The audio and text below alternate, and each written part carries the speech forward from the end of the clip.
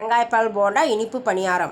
இது செய்யறதுக்கு பார்த்தீங்கன்னா மெஷர்மெண்ட் கப்பில் நம்ம எந்த அளவுக்கு உளுந்து எடுக்கிறோமோ அதே அளவுக்கு அரிசி எடுத்துக்கணும். நான் மெஷர்மெண்ட் கப் அளவுக்கு பார்த்தீங்கன்னா 100 கிராம் அளவுக்கு இது அளவு. இந்த அளவுக்கு உளுந்தும் அதே அளவுக்கு அரிசி எடுத்துக்கலாம். இது இட்லி அரிசி, பச்சை அரிசி, நம்ம எது வேணாலும் எடுத்துக்கலாம். புழுங்கல் அரிசியும் சேர்த்துக்கலாம். இதை க்ளீன் பண்ணிவிட்டு நல்லா ஒரு 2 மணி நேரம் நல்லா ஊற விட்டுணும். நேரத்துக்கு அப்புறம் இந்த பக்குவத்தில் ஊறி வந்ததுக்கப்புறம் இதை நம்ம மிக்ஸி ஜாரில் மாற்றிடலாம்.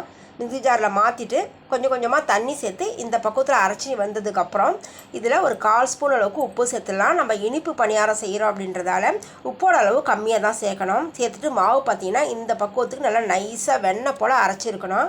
இப்போ நம்ம இதை கிண்ணத்தில் மாற்றிடலாம்.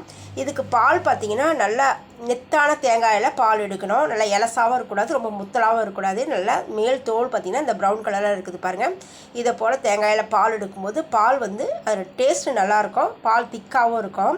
இது நம்ம மிக்ஸி ஜாரில் அரைச்சிட்டு நம்ம திட்டமாக தண்ணி சேர்த்துக்கணும். கொஞ்சம் வெது வெதுப்பான தண்ணி சேர்த்து தேங்காய் பால் எடுக்கும்போது பார்த்திங்கன்னா பால் வந்து அந்த தேங்காய் பூ வந்து சீக்கிரமாக பிரிஞ்சு வந்துடும்.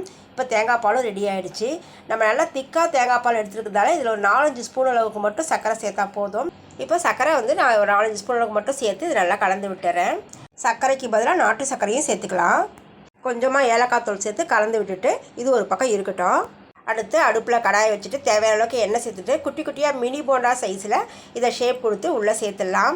இதை பொதுவாக கிராமத்தில் பார்த்தீங்கன்னா அந்த தேங்காய் ஓடில் அந்த கண்ணு வழியாக குட்டி குட்டியாக ரொம்ப குட்டி குட்டி பால்ஸாக சுட்டு எடுப்பாங்க. நம்ம ஈஸியாக வேலை முடியணுன்றதுக்காக மினி போண்டாவாக சுட்டு எடுத்தாச்சு. எல்லாம் ஆறுனதும் சூடு கம்ப்ளீட்டாக குறைஞ்சதுக்கப்புறம் இந்த தேங்காய் பாலில் சேர்க்கணும். சூடாக சேர்க்கும்போது பார்த்திங்கன்னா தேங்காய் பால் லேசாக திரிஞ்ச போல் வந்துடும். நல்லா ஆறுனதுக்கப்புறம் சேர்த்துட்டு இதை மூடி போட்டு ஒரு 2 மணி நேரத்துக்கு நம்ம ஃப்ரிட்ஜில் வச்சிடலாம்.